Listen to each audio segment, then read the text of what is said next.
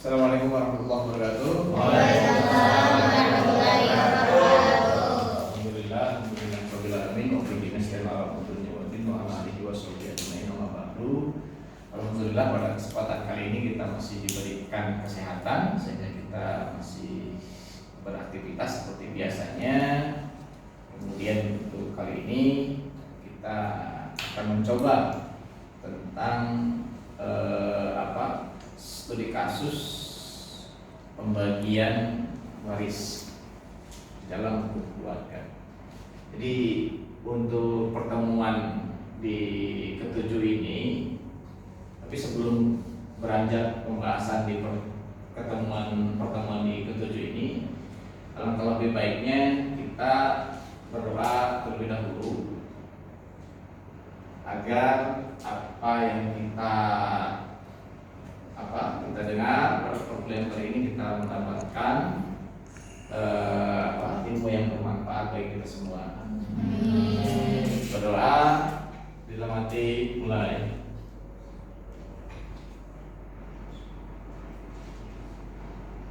Selesai. Sebelum beranjak kepada pertemuan ke-7 tentang studi kasusnya, saya absen dulu ya, terlebih dahulu di absen. Muhammad Nufis Nur Hidayat, kemudian Fatih hadir, kemudian lagi Ahmad Rifki, kemudian Halim, Muhammad Ishak, Muhammad Jamani, Abdul, Fajar, kemudian Abdul Hadi, Putri Ayuni, Sri, Mailani, Risa, Dema. Alhamdulillah hadir semua pada pertemuan kali ini. Dan kita lanjut untuk pertemuan kali ini, apa yang sudah tadi di awal diucapkan tadi tentang studi kasus pembagian waris. Sebelum ke pertemuan ke-7 ini, kita bahas dulu pertemuannya ke-6, yaitu tentang asobah. Coba ada yang masih ingat tentang asobah? Coba dibacakan. Ya. Ahli waris asobah adalah ahli waris yang ketuanya mendapat sisa atau menghabiskan harta waris. Waris asobah ada 3. Yang pertama asobah binafsi, yang kedua asobah bilghair, yang ketiga asobah ma'al ghair. Lanjut. Siapa lagi? Asobah binafsi yaitu menjadi asobah dengan sendirinya, karena mereka langsung menjadi asobah tanpa disebabkan oleh orang lain. Siapa lagi? Siapa lagi yang mendapatkan asobah itu? Silakan dibacakan coba. Binafsi mempunyai 12 kriteria. Yang pertama anak laki-laki, 2 cucu laki-laki dari anak laki-laki, yang ketiga bapak, yang keempat kakek dari pihak bapak, yang kelima saudara laki-laki sekandung, yang keenam saudara laki-laki bapak, yang ketujuh anak dari saudara laki-laki sekandung, yang ke-8 anak dari saudara laki-laki bapak, yang 9 paman yang sekandung dari bapak, 10 paman yang sebapak dengan bapak, yang 11 anak laki-laki paman yang sekandung dari bapak, yang ke-12 anak laki-laki paman yang sebapak dengan bapak. Oke, pada pertemuan ke-6 yang minggu kemarin kita membahas tentang asobah. Kali ini yaitu tentang studi kasus pembagian warisnya seperti apa. Kemudian tujuan dari pembagian waris ini yaitu kedepannya agar mahasiswa ini menyelesaikan studi kasus pembagian waris secara adil, kemudian bijak dengan menjunjung tinggi prinsip-prinsip moderasi beragama. Nah, kita mulai saja tentang pembagian waris. Nah, nanti ada sebuah soal yang harus diselesaikan oleh mahasiswa. Saya akan men-share soalnya. Sekarang dibagi 2 kelompok saja, antara perempuan dan laki-laki. Silakan dibagi 2 kelompok. Bentuknya bentuk lingkaran saja, lingkaran kecil lah ya, lingkaran kecil. Perempuan bentuk lingkaran kecil. Nanti saya contoh soalnya ya. Saya nanti silakan kepada mahasiswa untuk menyelesaikan pokok permasalahan yang sudah saya share itu. Silakan dibuka satu orang saja untuk membuka HP-nya dan menyelesaikan soal yang saya berikan itu. Nanti kita coba bahas secara bersama-sama. Sudah selesai? Mengerjakannya? Kita coba dari perwakilan dari perempuan terlebih dahulu. Maka silakan ditulis.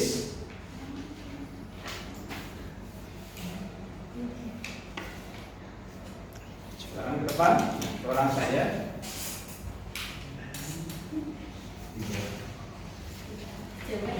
Ya. Penyelesaiannya seperti apa? Silakan dibacakan terlebih dahulu. Jadi Hasil diskusi. langkah pertama. Iya. Langkah pertama yaitu menghitung sisa warisan. Total harta 50 juta. Utang 15 juta, biaya pemakaman 3 juta.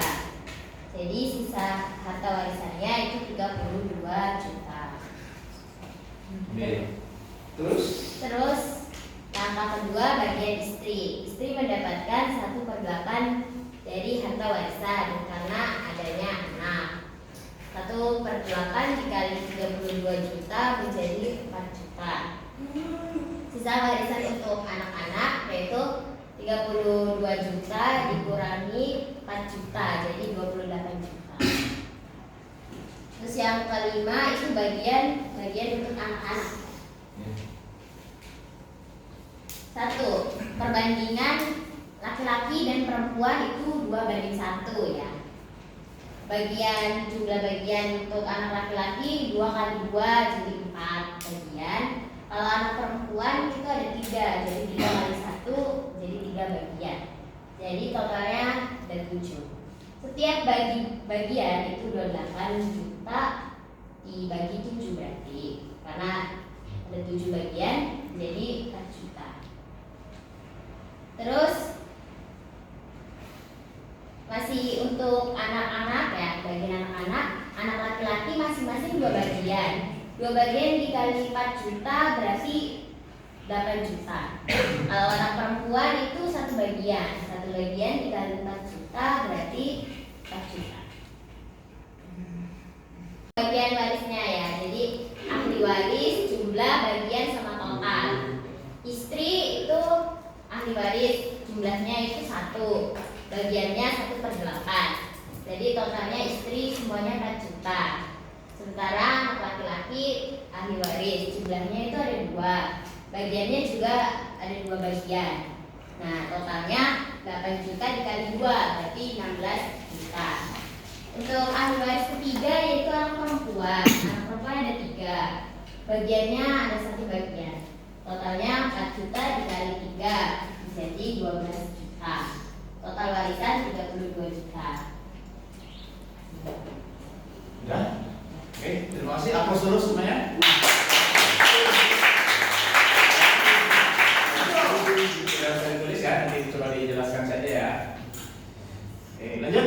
Coba di laki-laki, kelompok laki-laki, silakan tampilannya. Ya, jawaban dari kelompok kami tadi dari diskusi kelompok kami itu soalnya kan tadi seorang suami meninggal dunia meninggalkan istri 1 orang, anak perempuan 3 orang, anak laki-laki 2 orang dan memiliki harta warisan 50 juta, mempunyai hutang 15 juta dan biaya pemakaman itu kisaran 3 juta. Pertanyaannya, berapa bagian masing-masing ahli waris? Langkah pertama itu hitung sisa warisan. Katakan tadi 50 juta dan mempunyai hutang 15 juta, biaya pemakaman 3 juta. Jadi sisa dari harta warisan berjumlah 32 juta. Lalu yang selanjutnya perbandingan bagi laki-laki dan perempuan itu 2:1. Jumlah bagian anak laki-laki 2 kali 2 sama dengan 4 bagian. Anak perempuan 3 kali 1 sama dengan 3 bagian. Jadi totalnya itu 7 bagian. Tiap bagian itu mendapat 28 juta dibagi 7 sama dengan 4 juta. Lalu yang selanjutnya laki-laki masing-masing 2 bagian dikali 4 juta sama dengan 8 juta. Anak perempuan masing-masing dapat 1 bagian dikali 4 juta sama dengan 4 juta. Jadi ahli waris jumlah bagiannya, anak laki-laki mendapat 2 bagian yaitu 8 juta. Karena anak laki-lakinya 2 berarti dikali 2 menjadi 16 juta, dan anak perempuannya itu mendapat 4 juta. Anak perempuannya kan 3 berarti 4 juta dikali 3 itu 4 juta dikali 3 sama dengan 12 juta. Jadi total warisannya menjadi 32 juta. Akad keluar. Ini salahnya di mana? Bukan salah tadi Pak, ada yang kurang tepat, ada istri yang tidak terbawa. Ya. Oke, sebelumnya tepuk tangan dulu untuk kita lihat ke depan semuanya, perhatikan. Baik. Kita nggak apa-apa sambil lihat ini saja, tidak usah dibuka. Jadi ada sebuah kasus ini terkait dengan keluarga yang meninggal adalah seorang suami. Yang pertama diketahui ada yang berhak menerima warisan itu ketika suaminya meninggal, istri berarti 1 orang, kemudian anaknya 3 perempuan, anak laki-laki 2 orang. Harta warisannya totalnya 50 juta. Ini dalam bentuk uang semuanya. Kalau misalkan ada bentuk barang atau bangunan, itu dikalkulasi dulu jumlahnya berapa, kemudian dijumlahkan dengan harta atau uang yang ada. Misalkan bangunannya berapa kalau dihitung dijualnya, kemudian sawah kalau misalkan dihitung per baunya berapa, nah digabungkan semuanya dapat berapa. Nah itulah yang disebut harta warisan yang totalnya berapa. Kemudian nanti akan dipotong sama utang dan biaya pemakamannya. Utangnya berapa? Jadi kita harus menanyakan kepada atau menyebarkan kepada pihak-pihak tertentu, misalkan kepada keluarganya ini yang meninggal itu punya utang tidak. Setidaknya kalau istrinya pasti mengetahui suaminya punya utang di mana saja mengetahui. Jadi total utangnya ada berapa? Misalkan di sini ada 15 juta. Biaya pemakamannya misalkan di total itu ada 3 juta. Nah nanti berapa? Jadi pertanyaan, berapa jumlah bagian masing-masing ahli warisan? Jadi istri dapat berapa juta atau berapa rupiah, anak dapat berapa rupiah, kemudian laki-laki berapa. Nah, dari 3 orang tersebut, jadi berapa orang itu? Istri 1, perempuan 3, anak laki-laki 2, jadi 6. Kita coba dari ke-6 orang ini masing-masing mendapatkan berapa? Kita total dulu. Langkah pertama itu harus dipotong utang dulu. Utang dulu 50 juta dipotong utangnya berapa, biaya pemakamannya berapa. Jadi di total kalau misalkan 50 juta dikurangi 15 juta, 35 dikurangi 3 juta, maka 32 juta. Cek lagi.